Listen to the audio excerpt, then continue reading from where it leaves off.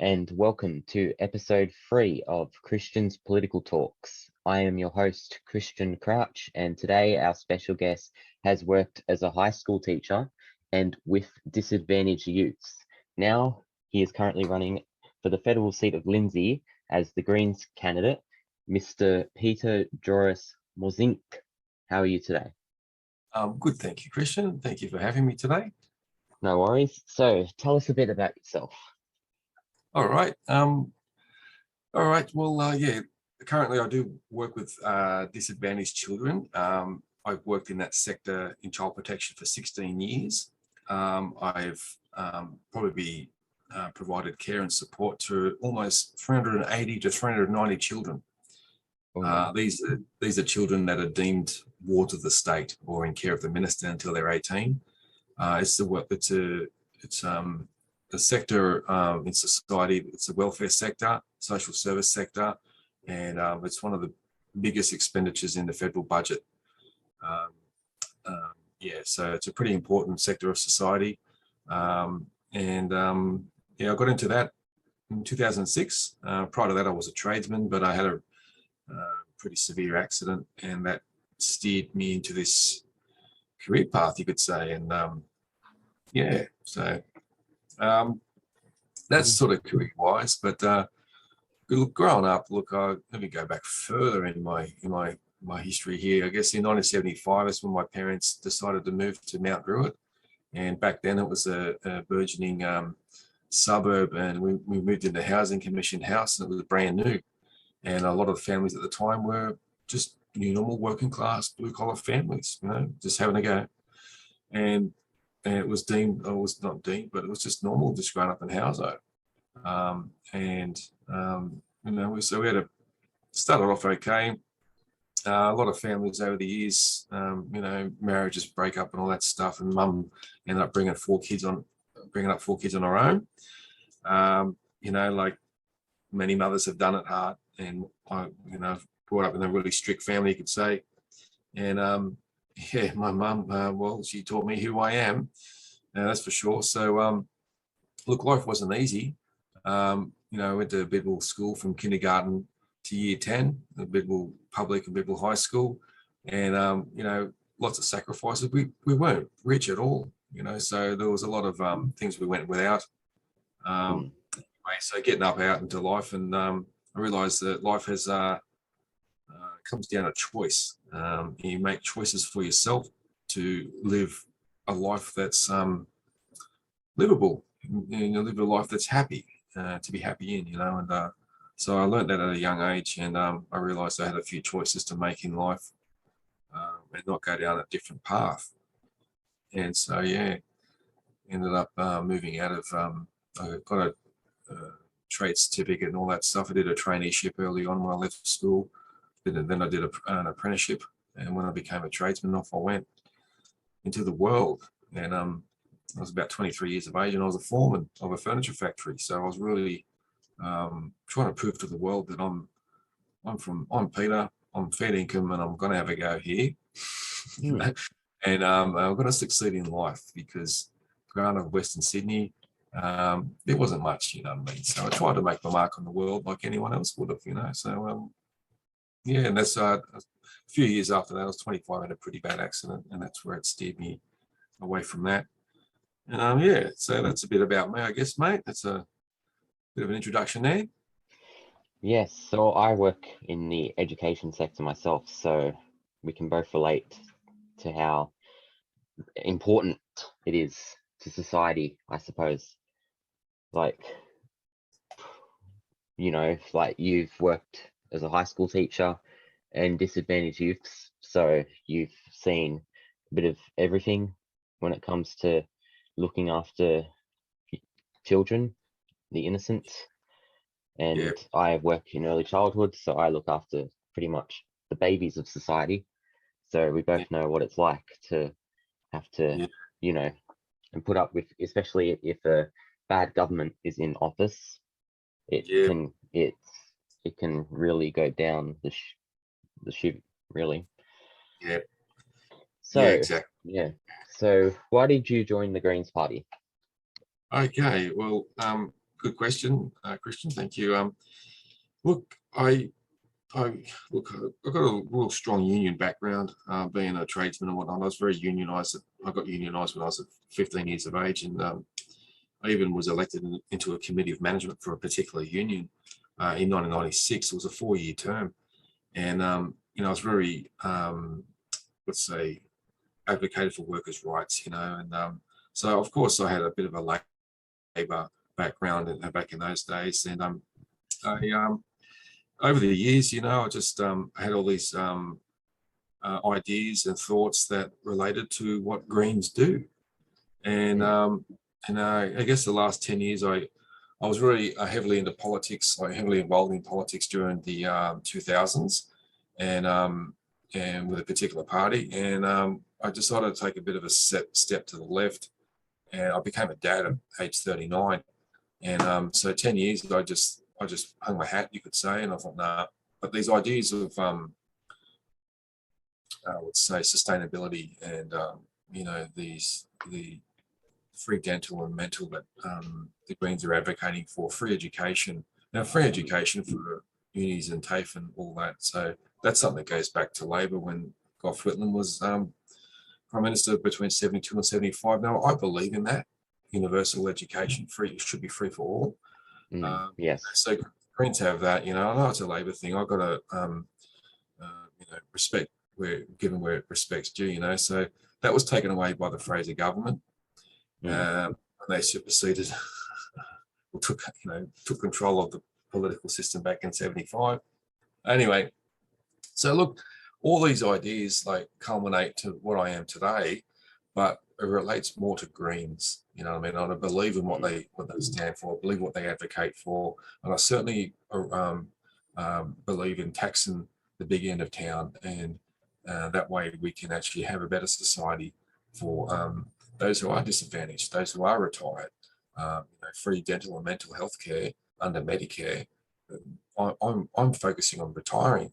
I've got another, say, 15 to 18 years of work, and that's me. So I'm looking at that as well, and I want something that I can retire into that is comfortable, and I don't want to worry. And so it hits home. Like this, the reality of life hits home, and the Greens are the party that strikes me as appealing, and the party I actually invest my beliefs in, and I believe in. So yeah.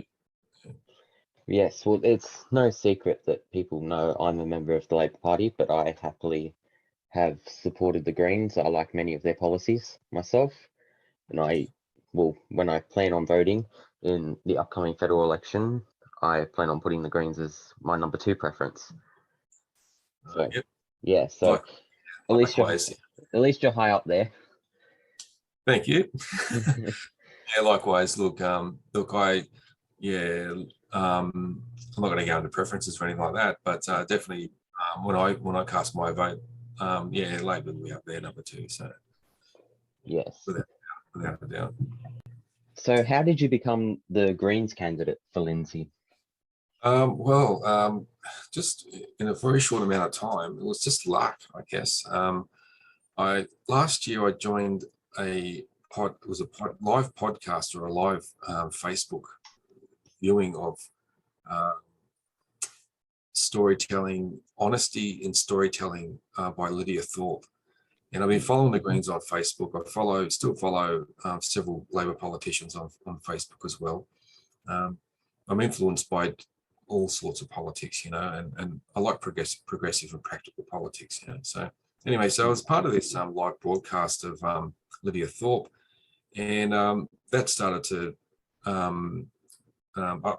it's about reconciliation and truth-telling about the true history of what went on in colonisation. So I'm very passionate about that issue, and I work for an Aboriginal corporation at the moment. So I'm very passionate. I like to stand up for those, let's say, that I like to stand up and advocate, not for them, but just advocate in a sense of respect for these people, the Aboriginal people, So and segue from that, a really good conversation with a colleague today, an Aboriginal colleague. His name's Alf, and yeah, we had a really good conversation about our childhood experiences and growing up in Western Sydney and stuff like that. So that's what I mean about advocating for these people and respecting their culture. It's about communication, and it's about being honest, and it's about sharing and and just being a decent human being, and showing them that respect. And we were there for about 3.5 hours, having a good chat today. Anyway, so Lydia Thorpe, back to Lydia Thorpe, and her truth-telling live Facebook thing. I can't recall, this was last year, sorry. But from there, I started to get a lot of emails and from the Greens, and that started to incite my interest back into politics. What I was interested in, I wanted to learn about truth-telling and the Aboriginal people who are attending, Dorinda Cox and Celeste Little and Lydia Thorpe, and there was Gillar, Michael Anderson. There was a few other Aboriginal dignitaries that attended this talk, and I was really interested to hear what they had to say, and just listen. So based on that interest and that curiosity, I started to get a lot of emails, and then there was an invitation to get to attend a meeting for Nepean Greens. I went along to that, and in a nutshell, long and short of it, I raised my hand to become a candidate, and here I am. Got elected, pre-selected, and pretty much that's how it all began. Yeah. So, and that's interesting. Yes. 6 months. Yeah. Yes. Well, I'm actually part Aboriginal as well, so probably didn't know that. But yeah, like my great grandmother was Aboriginal. She was from the Wiradjuri tribe. I hope I'm pronouncing that right. And yeah, so I found that out a couple of years ago. So that's also an interesting fact about me. Wow. Yes. Cool, mate. Is that Wiradjuri? Wiradjuri? Yeah, I'm not the best at English, but yeah, Wiradjuri, I believe it's pronounced. It's a massive colony in like kind of western New South Wales. It covers. It's like a massive colony. It's like really big. It covers, I think, majority of New South Wales, I believe. Yeah, I think it's one of the largest nations in the Australian Indigenous map of nations. I think Wiradjuri is one of the largest, if not the largest. Yeah. Good on you, mate. Well, that's proud.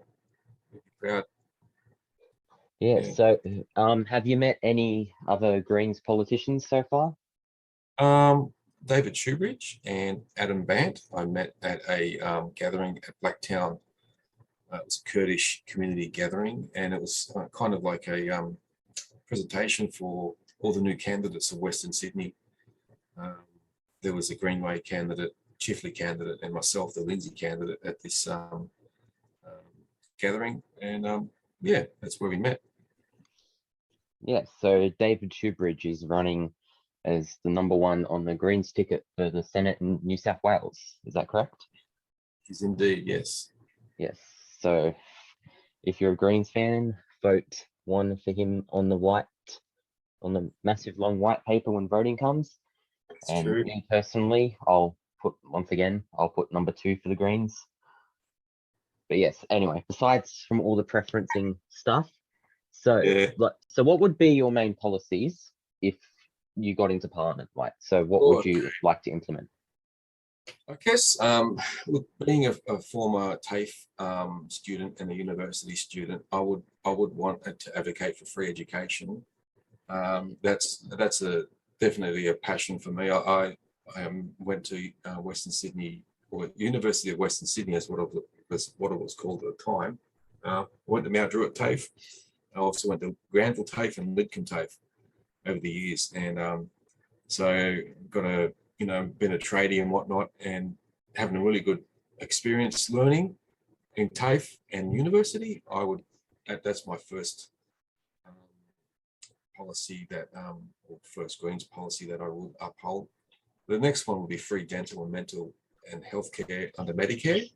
I think that, look, the spike in dental tooth decay in children because of all these soft drinks and sugary foods, the spike in tooth decay in kids under 20 is rising.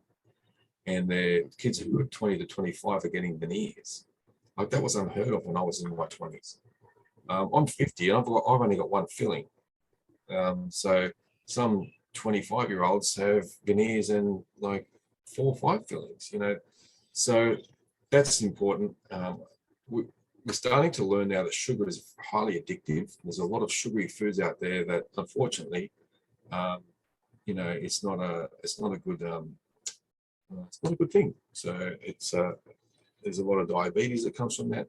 So anyway, sugar's there's a rabbit hole there we could go down, but I'm sure we don't want. But yes, type 2 diabetes is definitely something that no one wants. Yes. So look, I mean, there's things that create a lot of health problems, and sugar's one of them, no doubt. So look, free dental and mental health care under Medicare, yes, but also tackling this increasing the minimum wage for workers as well. I grew up in poverty. I started off on a traineeship where I was earning $100 a week, where some of my mates were just labouring, earning $400 a week. This is in 1988, my first year of work. So, and on apprentice wages is you start off really low, and I was on a really low wage for 6 years before I actually became like a trade. I was on tradesman wages, but a timber worker back then was one of the lowest wages going, and they were on par with seamstresses. So those who use sewing machines, they were the lowest wage earners back in those days. This is like in the late 80s, early 90s. So definitely, look, I understand what poverty is about, and I know how it is to struggle. And definitely increase the minimum wage. That's my next one that I believe that the group.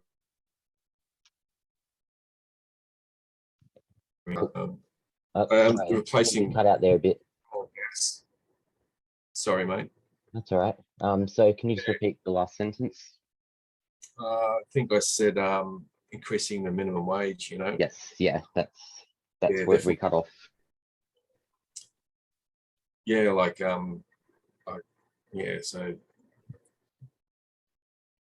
sorry, I can't recall what I said, but yeah. That's all right.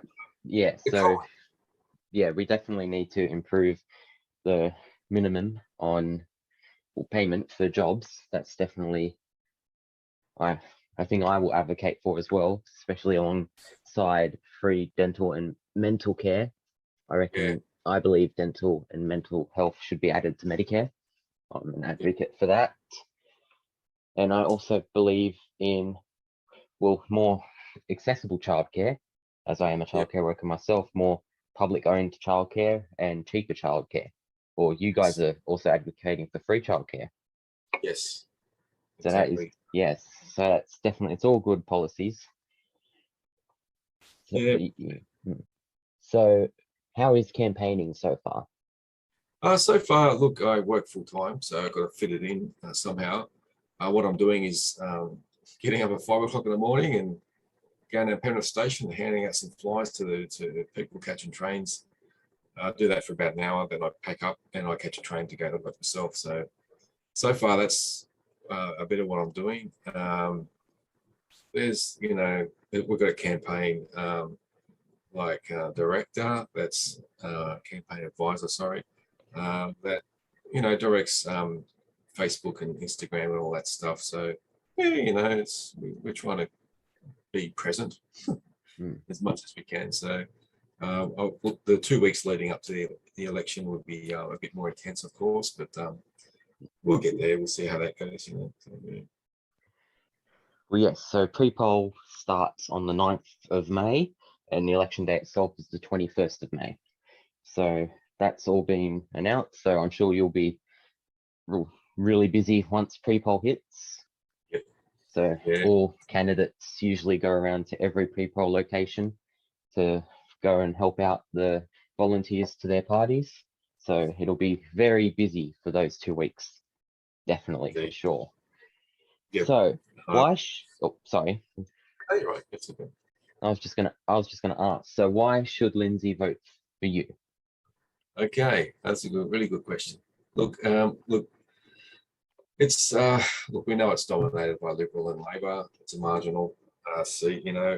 Why should Lindsay vote for Greens? Is because if they do, then Greens, the number of votes will allow the Greens to get more numbers into Parliament to hold either Liberal or Labor, whoever gets in, hold them accountable. Okay, so it's basically, if the punters out there, the voters want to vote for Greens, bear in mind the chance of us winning are very slim due to the Labor and Liberal voters. But what we're trying to do is garnish some of their votes so we can create what they call balance of power. Now if the Greens have balance of power, we can, like I said before, we can hold either Labor or Liberal, whoever's in, hold them accountable and push forth these policies of like free and accessible childcare, free dental and mental health care under Medicare, replace coal and gas with renewables, free education, for TAFE and uni. So that's something that Greens would actually push the party that is in Parliament. So, and hence the balance of power. Now, a hung Parliament is when each side has even numbers, and Greens actually have a lot of control in the hung Parliament. So, in the hung Parliament, the winning side can't even make a decision or pass legislation without the Greens or the independent. So, we're not. Look, that'll be good. For the Greens, of course, but for Labor or Liberal, unfortunately. But basically, if the punters and the voters of Lindsay vote for Greens, you're voting for that balance of power where the Greens will hold the other party, whoever wins, will hold the other party accountable and ensure the Greens will push and push hard and it will ensure that these policies that Greens have will be definitely pushed within Parliament.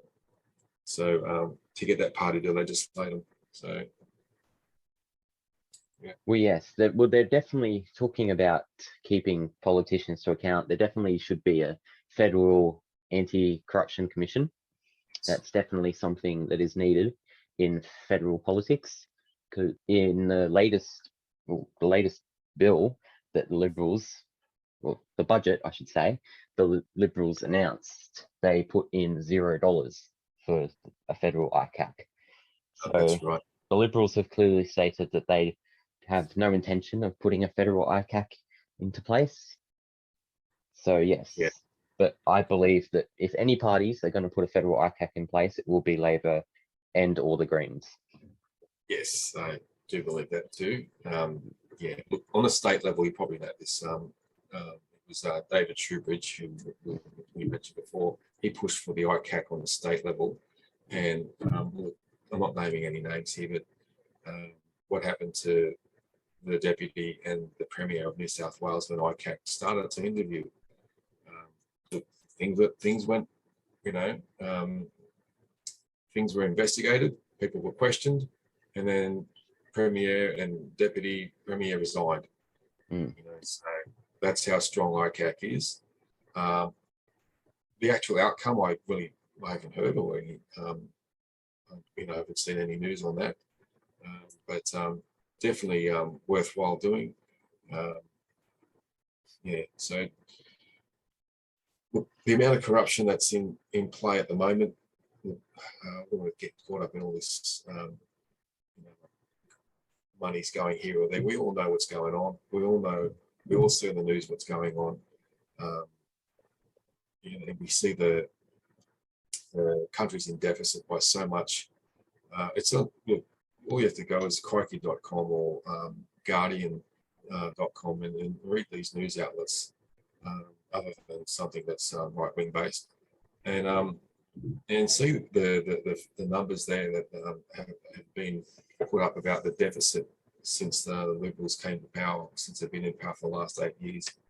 We're spiraling out of control with national debt. We're in deficit, trillions of dollars, and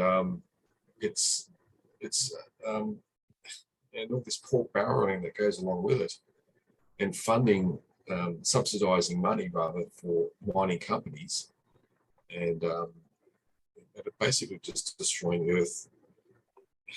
It's not good. So definitely, like an ICAC is needed. You're right, you mentioned that, Christian, that we need to have a regulatory body that ensures that the government in power is doing the right thing. And it's the taxpayer money that they're actually subsidising these companies with. So, for instance, Adani, like $4 billion that the federal government is subsidising Adani. Now, that only employs 400 people, but if that taxpayer money, that 4.4 billion, wasn't given to Adani, then it wouldn't be a profitable business. So it really doesn't make sense in just fobbing off 4.4 billion to a multinational, so they can just dig some coal out of the ground and then export it to India. You know, it doesn't make sense. That $4.4 billion could be put into better welfare or health services for the people. Yeah, better education as well. It's definitely one thing that money could go for. So, yes, the Liberal Party and all the Liberal National Coalition, I should say, definitely needs to be put in check on some things. And that's where a federal ICAC will come in handy. Definitely, yes. That's just one example of where I think the misappropriation of funds, as they call it, that's what it's known. It's blatant. It's so blatant. It's it needs to stop. Definitely federal ICAC, like you mentioned, yes. And that's of course, it's the Greens, one of the Greens policies. How could I miss that? But yeah, definitely, yeah.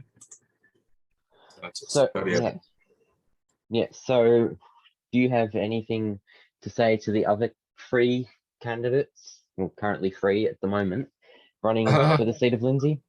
Well, I've met Trevor Ross. He's very much a gentleman, and we had a good chat 2 weeks ago at the Friends of ABC talk at Penrith Library. So yeah, I've got a good friend. His name's Jeff. He's an ex-fiery, and Trevor Ross is a fiery, and it's quite a noble, I would say, a noble position, a noble role in society to be a fireman, and you're helping others in the utmost distressing time of their life. So look, we did talk a bit about trauma and whatnot in our fields of work, and I got a bit of respect for Trevor, given his work. He's been doing it for over 20 odd years, as a fireman. So a lot of respect for that for Trevor as a person. And good to meet him, and good to see what he's doing in Lindsay and being involved with the Labor Party. Obviously brings back memories, because I was involved with them at one time. But the other candidate I haven't met yet. I dare say we'll meet, but well, this Friday, the 22nd, is when all the candidates will be officially announced on the Australian Electoral Commission website. So once midday has passed on Friday, you can go check that out. And not only to you, Peter, but to everyone listening. Yeah, true. So if the Greens won a majority of the lower house seats, that would make Adam Bandit the Prime Minister, or the 31st Prime Minister of Australia. Do you think he would be a good fit to govern the country? Yeah, definitely. I mean, if it happens, yeah, gosh, massive swing in votes, of course. But gosh, I mean, the powers that be, I mean, how corporations control politics, which is what happens. Let's not beat around the bush. That would kind of drive a massive wedge in the system, the machinations of business and politics. and how it currently works today. Yeah, good. Massive sweeping changes across all aspects of society. If Adam Bandt was Prime Minister, of course. Yeah. Yes, so do you have any other comments you would like to address to the people listening? Just all the voters out there, vote with your heart. Vote for what you believe in, and yeah, that's about it. Yeah. So thanks for joining us today, Peter. No problem, Christian. Thank you for having me, man. It's been great. Thank you. So you can follow him on Facebook at Greens for Lindsay, and Instagram is also Greens for Lindsay. You can follow me on Facebook at Christian's Political Talks, and the same on Instagram. So thanks for joining today. I hope you enjoyed the episode with Mr. Pieter Morssink. I hope I'm pronouncing that right. Yep. So I hope to see you guys soon. Bye.